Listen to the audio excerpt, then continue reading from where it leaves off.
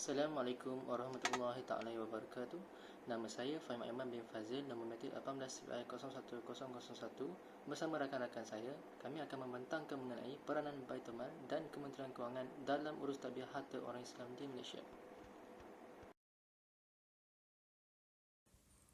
Bismillahirrahmanirrahim. Assalamualaikum warahmatullahi taala wabarakatuh.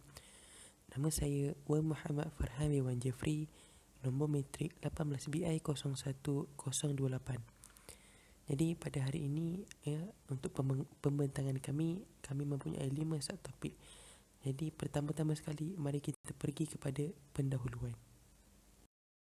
Assalamualaikum warahmatullahi wabarakatuh. Nama saya Nozaira binti Muhammad Zarki, nombor matrik 18BI01035.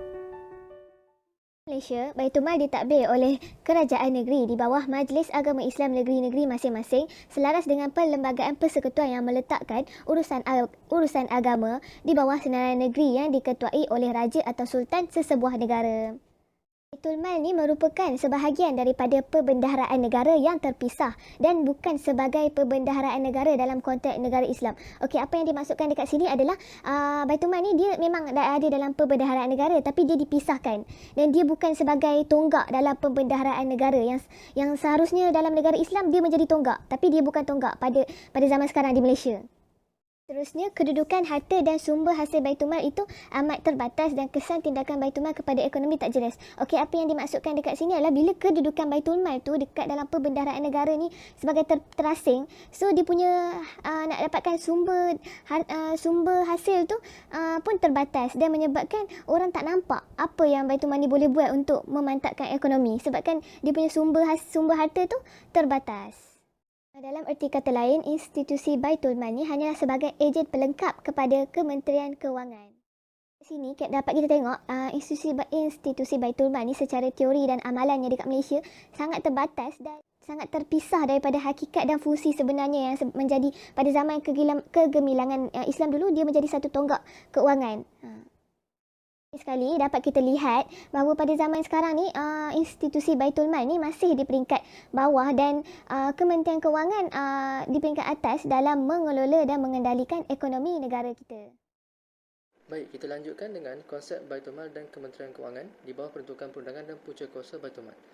Jadi, Baitul Mal bagi setiap negeri-negeri adalah beroperasi di bawah enakmen Pentadbiran Agama Islam Negeri-Negeri dan Majlis Agama Islam Negeri adalah bertanggungjawab untuk mengurus struktur organisasinya. Seperti mana yang diperuntukkan oleh enakmen Pentadbiran Agama Islam Negeri-Negeri, tanggungjawab Baitul Mal antaranya ialah untuk mengendalikan harta milik Baitul Mal secara syarak, seperti menerima harta pusaka bagi faraid. Seterusnya, Majlis Agama Islam Negeri telah membenarkan Baitul Mal melibatkan diri dalam projek-projek komersial seperti untuk memajukan projek perumahan serta perniagaan rumcit dan membangunkan bangunan-bangunan perniagaan untuk menambahkan lagi hasil institusi Baitul Mal. Contoh yang kita boleh tengok kat sini ialah Baitul Mal bagi negeri Selangor yang berada di bawah Majlis Agama Islam Selangor MAIS menerusi Seksyen 81 yang mana dalam Subseksyen 3 Seksyen IPAI Enakmen Pentadbiran Agama Islam Selangor menyatakan bahawa semua wang dan harta dalam Baitul Mal adalah berada di bawah hak majlis yang hendaklah mentadbirkan semua wang dan harta itu mengikut peraturan yang dibawa di bawah enakmen ini. Baik, kita lanjutkan dengan sejarah Baitul Mal di Malaysia.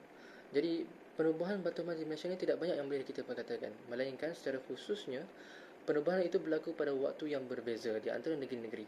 Antara negeri-negeri yang terawal yang menubuhkan Baitul Mal ialah di Pulau Pinang dan Melaka. Kita boleh rujuk kepada enakmen Pentadbiran Agama Islam Negeri-Negeri pada setiap negeri untuk kita lihat secara spesifik bila Baitul Mal ditubuhkan pada negeri yang berikut.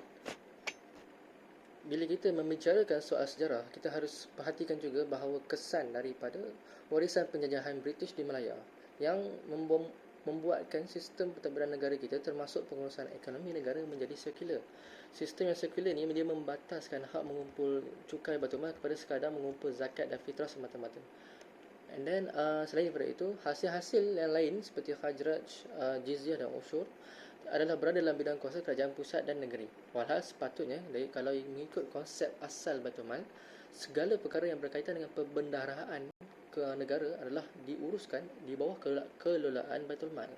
Oleh itu boleh disimpulkan bahawa kedudukan harta dan sumber hasil Baitul Mal itu agak terbatas, dan dengan itu impak daripada tindakan yang dilaksanakan oleh Baitul Mal kepada ekonomi tidaklah dapat dilihat dengan begitu jelas. Jadi pada hari ini tajuk pembincangan saya ialah mengenai sejarah Kementerian Kewangan atau nama lain dia sejarah perbendaharaan dan senarai perundangan bagi perbendaharaan itu sendiri.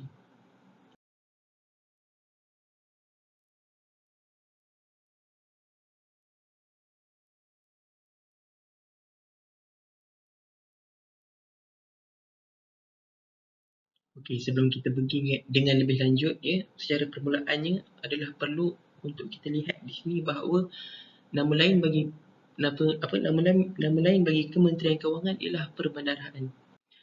Hal ini dengan lebih jelas kita dapat melihat di dalam laman web rasmi Kementerian Kewangan tersebut yang menyatakan perbendaharaan bermakna Menteri Kewangan dan termasuklah pegawai di bawah kawalan pentadbirannya atau arahannya yang telah diturunkan kuasa untuk bertindak bagi pihaknya atau yang dibenarkan menggunakan kuasanya di bawah Akta Tata Cara Kewangan 1957 atau Akta 61 nama lainnya dan mengikut peruntukan Seksyen 6 atau 7 Akta Perwakilan Kuasa 1956 iaitu Akta 358. Okay, selesai bab istilah perbendaharaan tu mengikut laman web rasminya Kementerian Kewangan. Kita pergi kepada poin yang pertama yang menyatakan di dalam abad ke-19 dan ke-20 di bawah sistem residensi, negeri-negeri Melayu bersekutu telah diurus takbir dengan sistem beraja. Kiranya negeri-negeri Melayu bersekutu yang kita tahu seperti Pahang, Perak, Selangor dan Negeri Sembilan, keempat-empat negeri ini semasa perbendaharaan kewangan mereka, kewangan keempat-empat negeri ini diurus di bawah residensi dan diurus takbir oleh sistem beraja. Tidak lupa juga kepada negeri-negeri lain yang mempunyai undang-undang dan kawalan kewangan tersendiri. Manakala poin yang kedua ialah bendahara. Bendahara pada masa itu tugas dia adalah mengutip, mengurus dan mengawal sistem kewangan. Manakala kutipan cukai pula diberikan kepada tiga golongan yang berjawatan ini. Yang pertama penguasa tempatan, penghulu dan ketua kampung. Okey, selepas penghujung abad yang ke-19, jajahan Melayu telah pun memasuki era kemodenan. Dia dah maju sikit masa ni. Yang mana pada masa itu juga pentadbiran British mula dilihat kelihatan tak cekap dan menguntungkan. Jadi sehubungan dengan itu, pada 25 Oktober 1909, Persetujuan Majlis Persekutuan ditandatangani yang membolehkan negeri-negeri Melayu bersekutu ni, yang keempat negeri tadi yang saya sebut, ditubuhkan dan diurus takbir secara berpusat. Majlis Persekutuan Negeri-Negeri Melayu tu, dia terdiri daripada ahli-ahli lembaga seperti Pesuruhjaya Tinggi British iaitu Presiden Majlis, Residen Jeneral iaitu Presiden Gantian, 4 Raja-Raja Melayu dan Penasihat Inggeris, dan yang terakhir sekali ialah 4 ahli-ahli tidak rasmi yang dilantik oleh Pesuruhjaya Tinggi British. Manakala untuk poin kita yang terakhir di dalam slide ini ialah Pesuruhjaya Kewangan yang pertama ialah Henry George Bucknell Bain yang dilantik pada tahun 1909 sehingga tahun 1915. Jadi sedikit sebanyak ini adalah mengenai orang kata perspektif sejarah perbendaharaan itu, dan dapat kita rujuk juga sejarah ni yang dinyatakan di dalam laman web rasmi Kementerian Kewangan. Okey, tajuk kita yang terakhir bagi Kementerian Kewangan ni ataupun perbendaharaan ialah mengenai senarai perundangan bagi kewangan itu sendiri, yang mana dapat kita tengok di dalam perlembagaan persekutuan, ada diperuntukkan di dalam perlembagaan persekutuan, iaitu ni buku perlembagaan persekutuan boleh lihat di dalam jadual ke-9 senarai perundangan senarai 1 senarai persekutuan, iaitu nombor 7 muka surat 300 yang ke-73 boleh rujuk di dalam Perlembagaan Persekutuan yang menyatakan mengenai kewangan ialah termasuk A. mata wang, wang sah dan pensyilingan, B. simpanan negara dan bank simpanan, C. peminjam atas jaminan kumpulan wang yang disatukan persekutuan, D. pinjaman kepada atau peminjaman oleh negeri, pihak berkuasa awam dan pengusahaan persendirian, E. hutang awam persekutuan, F. tata cara kewangan dan perakaunan termasuk tata cara bagi pemungutan, penjagaan dan pembayaran wang awam persekutuan, dakwa awam negeri dan pembelian, penjagaan dan pelepasan harta awam selain tanah persekutuan dan tanah negeri. G. audit dan akaun persekutuan dan negeri dan pihak berkuasa awam yang lain. H. cukai kadar di ibu kota persekutuan. I. fee berkenaan dengan mana-mana perkara dalam senarai persekutuan atau yang diperkatakan oleh undang-undang persekutuan. J. perbankan, pemberian pinjaman wang, pemegang pajak gadai, kawalan kredit. K. bil pertukaran, cek, nota janji, hutang dan surat cara lain yang seumpamanya. L. pertukaran asing dan yang terakhir sekali ialah M. terbitan modal, bursa saham dan bursa komoditi. Hal ini dengan lebih jelas dapat kita lihat di dalam Perlembagaan Persekutuan yang menjelaskan mengenai apa-apa bentuk yang berkaitan atau tergolong di bawah kewangan itu sendiri. Jadi sekian itu sahaja untuk Kementerian Kewangan. Terima kasih.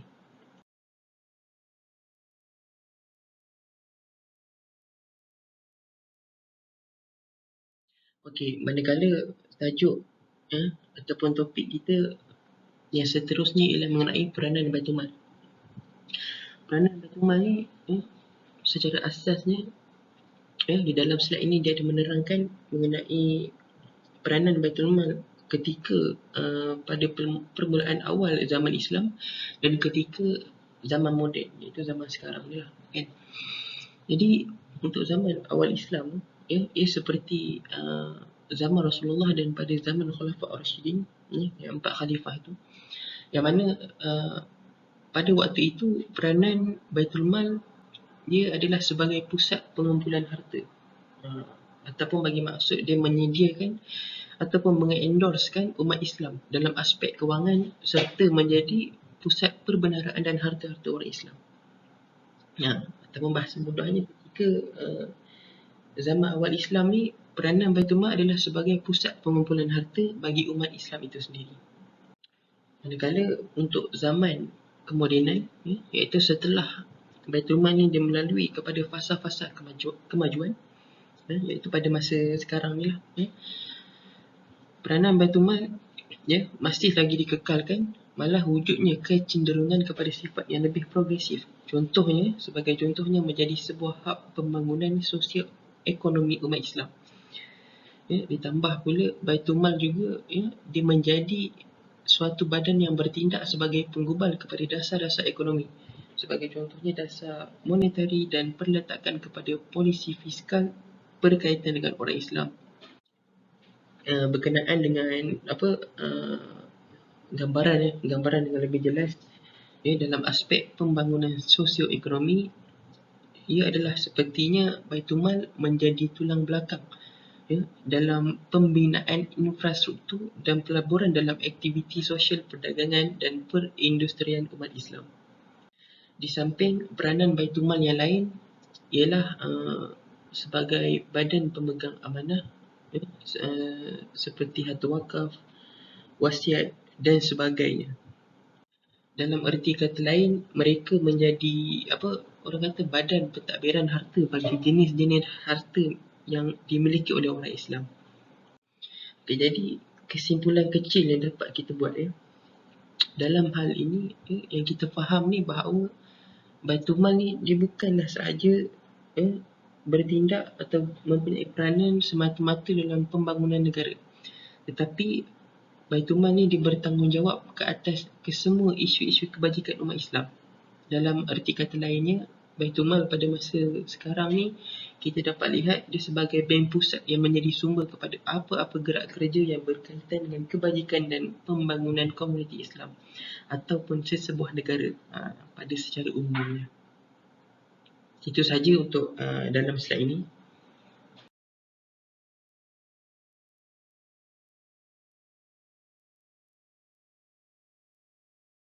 Manakala dalam slide yang seterusnya kita pergi kepada sumber pendapatan Baitul Mal ataupun macam mana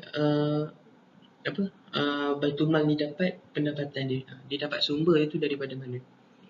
Mengikut di dalam slide ini, apa yang dinyatakan di dalam slide ini, sumber pendapatan Baitul Mal ada dua, iaitu terdiri daripada harta khas dan harta am. Yang dikatakan dengan harta khas tu ialah zakat itu sendiri. Yang mana kita tahu zakat ni diterbahagi kepada dua, kan? Zakat fitrah dan zakat harta. Yang mana zakat fitrah ni dia dijalankan selama sekali dalam setahun, iaitu pada bulan Ramadan. Manakala zakat harta pula, zakat harta ni pula yang diterbahagi kepada pecahan dia yang banyak-banyak. Yang mana orang kata senarai pecahan bagi zakat harta tu, ya, antaranya ialah zakat pendapatan, zakat perniagaan, zakat wang simpanan, zakat emas dan perak, zakat pelaburan dan saham, zakat KWSP dan lain-lain. Apa yang telah dinyatakan di dalam boleh rujuk di dalam laman Sesawang, page rasmi bagi lembaga zakat tersebut. Dan sumber Baitul Mal yang kedua, ya, pendapatan yang kedua ialah harta am. Harta am yang tertera di sini ialah Al-Fai, Ghanimah, Ma'adin dari kas. Jadi apa itu Al-Fai? Ya, Al-Fai ialah harta yang diperoleh dari orang-orang bukan Islam secara damai tanpa berperang, sebagaimana yang dipersetujui oleh kedua belah pihak. Kiranya Al-Fai ni dia adalah harta yang orang bukan Islam yang damai tanpa berperang. Kiranya dia tak berperang lagi, dia terus damai, jadi dia akan dibayar Al-Fai. Jadi Al-Fai itu adalah sumber Baitul Mal sendiri. Manakala Al-Ghanimah dia merupakan harta sebagaimana Al-Fai, kan, dia harta perang juga, tapi Al-Fai ni dia damai tanpa berperang. Tetapi Ghanimah ini, ya, boleh dibagikan kepada dua pula, iaitu harta alih dan harta tak alih. Harta alih atau al-mangkul adalah seperti alat-alat peperangan, ya, binatang-binatang ternakan, harta perniagaan dan orang-orang tawanan. Manakala harta tak alih pula ia seperti tanah dan bangunan. Seterusnya ma'adin, ya, ma'adin ni dia adalah galian. Galian ni diterbahagi kepada dua, iaitu harta luaran dan harta dalaman. Harta luaran ni dia boleh diperoleh di permukaan bumi atau di dalam laut. Sebagai contoh, air dan garam. Manakala harta dalaman seperti emas, perak, biji timah dan sebagainya. Yang mana harta dalaman ni dia memerlukan perbelanjaan yang tinggi untuk dapatkan bendanya. Dan yang terakhir sekali ialah harta rikas, iaitu harta tinggalan orang dahulu yang tersimpan di dalam bumi atau di atas tanah. Mawat, orang yang telah mati, iaitu orang mawatlah orang yang telah mati, orang bukan Islam. Manakala harta yang dijumpai dalam negara Islam disebut luqatah, yang bermaksud harta yang tercicir. So kalau jumpa luqatah ni, harta yang tercicir ni, dia bukan terus orang kata main ambil je. Dia akan buat pengumuman selama setahun, kalau tak silap saya selama setahun. Jadi kalau time dia buat pengumuman tu tak ada siapa yang tuntut, jadi harta itu akan dimasukkan ke dalam Baitul Mal.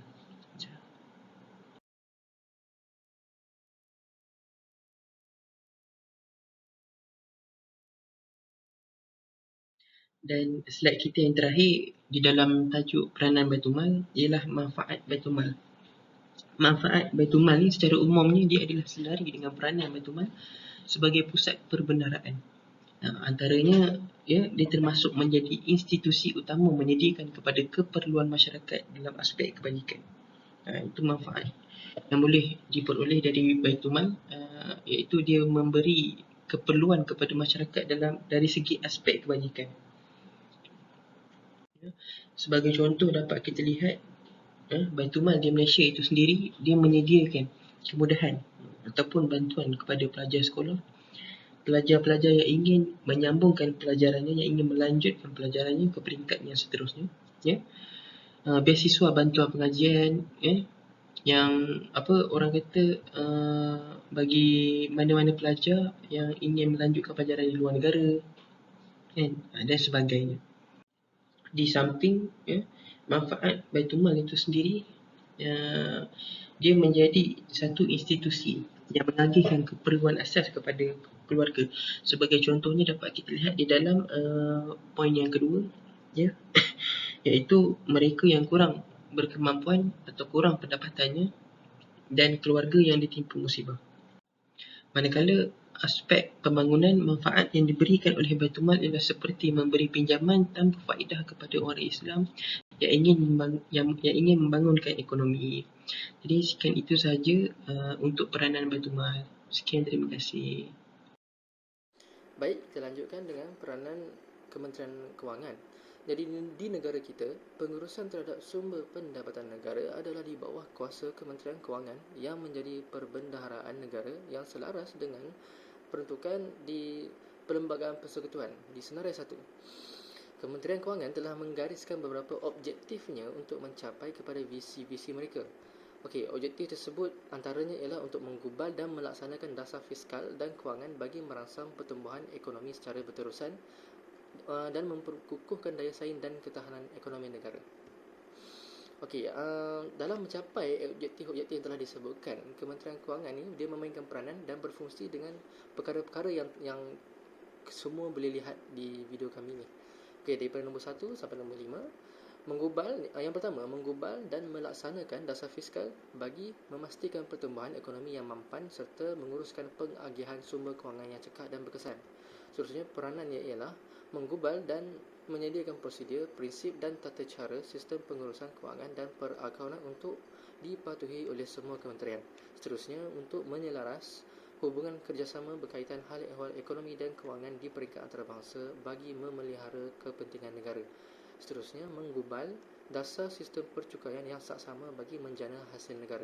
Dan yang berikut, memantau hasil kerajaan yang ditubuhkan di bawah Menteri Kewangan, diperbanankan serta pengurusan kewangan Badan Berkanun Persekutuan, khususnya berkaitan pelaburan, pinjaman, aliran tunai bagi memastikan amalan tadbir urus yang baik.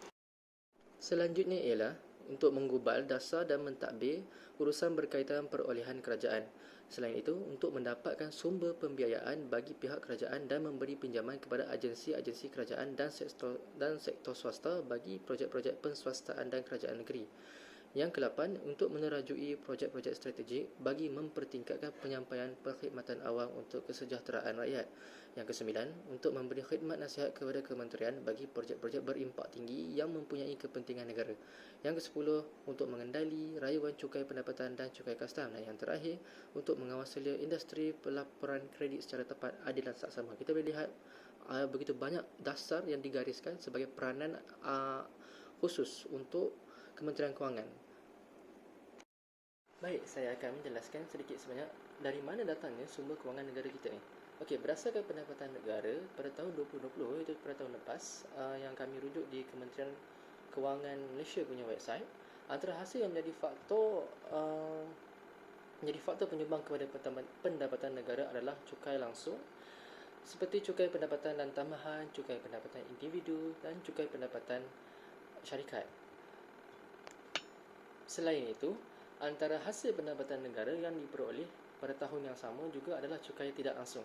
Yang mana cukai ini terdiri daripada cukai dan duty berhubung dengan barang dan perkhidmatan yang biasanya dibayar oleh pihak selain daripada yang dikenakan cukai dan duty itu, termasuk duty custom, cukai jalan, duty excise. Contohnya macam SST ataupun duty excise ataupun duty bagi getah, cukai bagi timah dan biji timah, boksit dan besi. Di samping itu, sumber dana pendapatan negara pada tahun 2020 juga diperoleh daripada hasil bukan cukai, yang mana sumber dana ini datang daripada sumbangan oleh dividen Petronas yang merupakan bayaran khas, terutamanya datang daripada pelupusan pelaburan yang berlaku pada tahun 2019. Selain itu, kerajaan juga telah mendapat pada tahun yang sama sejumlah peruntukan daripada Bank Negara Malaysia dan kerajaan juga mendapat dividen daripada Khazanah Nasional Berhad. Baik, subtopik yang berikutnya ialah berkenaan dengan pengagihan dana. Jadi untuk kita lihat dan untuk kita faham mengenai huraian berkenaan dengan pengagihan dana, dari mana duit itu datang dan ke mana duit itu pergi, kita harus faham dan kita harus melihat kepada belanjawan tahunan. Belanjawan tahunan ini adalah perancangan tahunan mengenai kedudukan ekonomi, kewangan dan fiskal negara. Ia merupakan rancangan 1/5 daripada rancangan 5 tahun. Belanjawan ini berfungsi untuk menentukan pengagihan sumber kewangan kerajaan persekutuan itu dibuat dengan sewajarnya selaras dengan dasar dan objektif negara. Selain itu, ia juga untuk mengawal peruntukan supaya ia dibelanja oleh kementerian, jabatan dan agensi untuk tujuan yang ditentukan dengan cekap dan berkesan.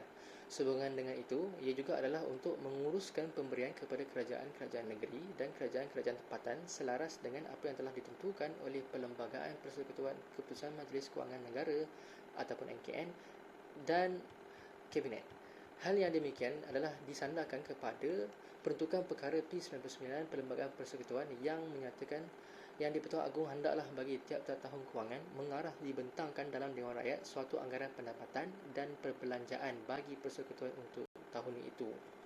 Jadi secara umumnya belanjawan tahunan ini menjelaskan, dia menggariskan duit tu dia dapat, dana tu dia dapat diagihkan kepada kerajaan-kerajaan negeri, kerajaan-kerajaan tempatan, jabatan-jabatan dan agensi-agensi yang berdaftar yang selaras dengan apa yang telah ditentukan oleh Perlembagaan Persekutuan. Yang terakhir sekali, untuk bahagian pembentangan saya mengenai tajuk kita pada hari ini, perbincangan kita pada hari ini mengenai isu iaitu sistem pengurusan zakat menerusi laman sesawang.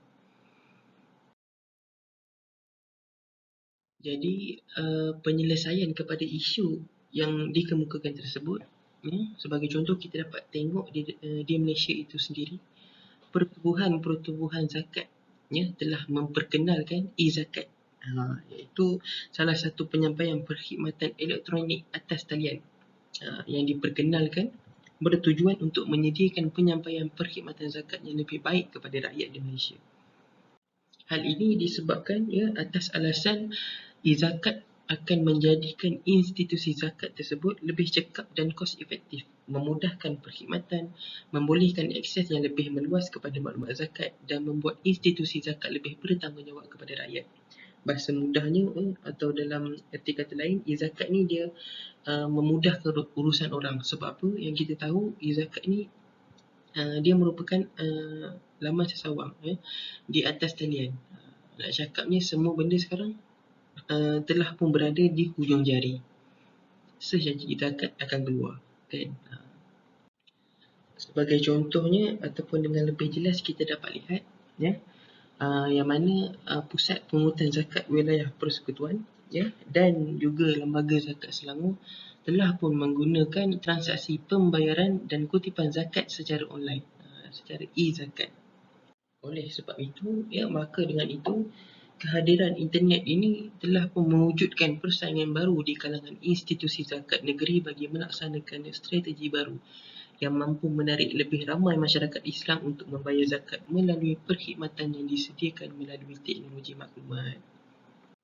Secara kesimpulannya, dapat kita lihat e-zakat ni dia mempunyai peranan yang besar dalam memastikan informasi terkini yang berkaitan dengan zakat dapat disalurkan dengan cepat dan pantas tanpa sebadan. Sebab apa? Sebab kita buat pembayaran apa semua secara atas talian, tanpa memerlukan untuk kita sendiri pergi kepada pusat zakat itu sendiri. Ini juga dengan penggunaan laman sesawang, pengguna-pengguna ni dia boleh mendapatkan maklumat dengan secara latest, maklumat-maklumat yang terkini dengan tepat dan cepat. Yang mana mereka berada, nak cakapnya kita ni zaman sekarang ni telah didedahkan dengan fungsi streaming, broadband, wifi dan sebagainya, kan? Semua internet laju-laju je, kan? So saja semua keluar. Jadi sehubungan dengan itu, tak lain tak bukan pembayaran zakat kita dapat dilakukan dengan secara jarak jauh ataupun atas talian. Sekian, itu sahaja daripada saya. Wallahu ta'ala alam. Sekian, terima kasih. Seterusnya saya akan menerangkan berkaitan dengan isu berkenaan harta tak Pada masa sekarang ni, pada zaman sekarang ni, harta dan wang simpanan milik orang-orang Islam yang tidak dituntut terdapat di pelbagai institusi keuangan negara seperti KWSP, Lembaga Tabung Haji, Permodalan Nasional Berhad (PNB), syarikat takaful serta insurans, bank-bank, koperasi-koperasi dan sebagainya. Dilaporkan pada tahun 2019 oleh Jabatan Akaunten Negara bahawa nilai wang tidak dituntut secara umumnya mencecah 9 bilion ringgit, yang mana sejumlah besar daripada nilai tersebut berada di bawah kawalan Kumpulan Wang Simpanan Pekerja ataupun lebih dikenali sebagai KWSP, Permodalan Nasional Berhad (PNB) dan koperasi-koperasi. Kenapa agak-agaknya harta ni semua tak dituntut? Mesti ada sebab kan? Okey, sebab yang pertama adalah isu pewarisan ni tak dapat diselesaikan ekoran perbalahan keluarga tersebut. Mungkin ada perebutan harta yang menyebabkan harta tersebut tak boleh diagihkan kepada ahli keluarga. Seterusnya, kurangnya kesedaran mengenai harta pusaka juga antara sebab banyak harta yang tak dituntut. Dan yang terakhir adalah kurangnya kesedaran mengenai harta pusaka, dan waris sendiri pun dia tak tahu yang wujudnya harta tersebut. Pada hakikatnya ataupun pada dasarnya, harta wang yang tak dituntut ni di bawah pentadbiran Baitul Mal yang selaras dalam jadual ke-9 Senarai 2 Senarai Negeri Perlembagaan Persekutuan Malaysia, yang mana perkara yang menyentuh mengenai zakat fitrah, Baitul Mal atau hasil agama Islam yang seumpamanya adalah diletakkan di bawah bidang kuasa negeri. Okey. Oleh itu, kesemua perolehan dan hasil daripada harta-harta tersebut hendaklah dimasukkan dan terletak hak kepada Majlis Agama Islam Negeri dan Baitul Mal yang ditubuhkan di bawahnya. Artikel 97 Klausa 3 Perlembagaan Persekutuan menyebut bahawa jika mengikut Undang-Undang Negeri atau mengenai wilayah-wilayah Persekutuan Kuala Lumpur, Labuan dan Putrajaya, mengikut Undang-Undang Persekutuan, apa-apa zakat, fitrah, Baitul Mal atau hasil agama Islam yang seumpamanya didapatkan, maka hasil itu hendaklah dibayar masuk ke dalam suatu kumpulan wang yang berasingan dan tidak boleh dikeluarkan kecuali di bawah kuasa undang-undang negeri atau undang-undang persekutuan mengikut mana yang berkenaan. Pernyataan kumpulan wang yang berasingan adalah merujuk kepada Baitul Mal yang ada ditubuhkan di setiap negeri di Malaysia bagi menerima dan menyimpan serta menguruskan semua wang dan harta alih atau tak alih di bawah kategori harta keagamaan. Manakala dalam skop perundangan adalah berasingan daripada kumpulan wang persekutuan disatukan dalam artikel 97 Klausa 1 yang terdiri daripada hasil dan perolehan kerajaan persekutuan, serta juga berbeza dengan kumpulan wang negeri disatukan dalam artikel 97 Klausa 2 yang menerima hasil dan perolehan harta daripada kerajaan negeri. Terdapat perbezaan takrifan kumpulan wang yang berasingan dalam skop perundangan. Harta-harta yang terdapat dalam Baitul Mal ni adalah harta-harta yang dinyatakan oleh hukum syarak atau mana-mana statut negeri atau peraturan-peraturan atau kaedah-kaedah yang dibuat di bawahnya mengenai hasil agama Islam dan perolehan yang disumbangkan kepada Baitul Mal. Oleh itu, maksudnya harta wang yang tak dituntut ni merupakan salah satu kategori harta yang diiktiraf oleh syarak sebagai terangkum di bawah milikan dan pengurusan Baitul Mal. Tetapi ada satu akta khas yang berkaitan dengan wang tak dituntut, iaitu Akta Wang Tak Dituntut 1965, Akta 370 atau turut dikenali sebagai AWTD. AWTD ni merupakan satu akta yang digubal bagi maksud pembayaran wang tak dituntut ke dalam kumpulan wang disatukan persekutuan. Yang akta ni terpakai di seluruh Malaysia dan dengan tujuan AWTD ni, Akaunten Negara Malaysia telah dilantik sebagai pentadbir wang tak dituntut pada 1 Januari 1975. Menurut Seksyen 11 Akta Wang Tak Dituntut 1965, PWTD adalah dikehendaki mengkreditkan semua wang tak dituntut yang diterimanya ke dalam akaun amanah disatukan setelah luput tempoh 15 tahun daripada tarikh wang-wang itu dikreditkan ke dalam akaun amanah disatukan, dan jika tiada pembayaran dibuat daripada akaun tersebut, maka ianya akan dipindahkan ke dalam akaun hasil disatukan. Akibatnya telah berlaku pertentangan apabila harta yang sepatutnya menjadi yang berhak kepada orang Islam ini dimasukkan ke dalam kumpulan wang disatukan persekutuan sebagaimana yang berlaku pada masa kini. Seterusnya adalah kesimpulan dan saranan. Institusi Baitul Mal ni merupakan satu sistem yang terulung dan lambang negara sebagai negara kebajikan yang pengertiannya lebih luas daripada sistem welfare state di barat sekarang. Kita tahu sekarang ni banyak institusi swasta dan awam yang muncul yang dia punya peranan seakan menyerupai Baitul Mal. Institusi tersebut turut terlibat dalam peranan membangunkan sosioekonomi masyarakat dalam negara. Kemunculan institusi tersebut dilihat sebagai bersaing dengan Baitul Mal apabila wujudnya institusi yang menyerupai peranan Baitul Mal seperti Amanah Raya dan badan kebajikan yang lain. Kat sini jelas kedudukan Baitul Mal ni sudah berada di persimpangan, maksudnya dah ada dekat sipi-sipi bucu-bucu di mana peranannya telah diambil alih oleh agensi-agensi lain. Jadi bila agensi lain ni dah menyaingi Baitul Mal, jadi masyarakat pun akan jadi keliru dan masyarakat akan kabur pengetahuan berkaitan apa itu fungsi dan peranan sebenar Baitul Mal di dalam pembendaharaan negara. Masyarakat sekarang ni lebih mengetahui lembaga hasil dalam negeri, Jabatan Kebajikan Masyarakat, unit perancang ekonomi daripada mengenali Baitul Mal itu sendiri. Kekeliruan masyarakat tersebut akan memberi impak jangka masa panjang di mana sumber dana yang sepatutnya menjadi milik Baitul Mal seperti harta yang tak dituntut sebaliknya tidak disalurkan kepada Baitul Mal. Seterusnya adalah saranan dalam pemerkasaan Baitul Mal di Malaysia. Yang pertama adalah penjenamaan semula produk Baitul Mal di setiap negeri perlu dilakukan. Maksudnya kita kena rebrandingkan balik Baitul Mal ni di setiap negeri.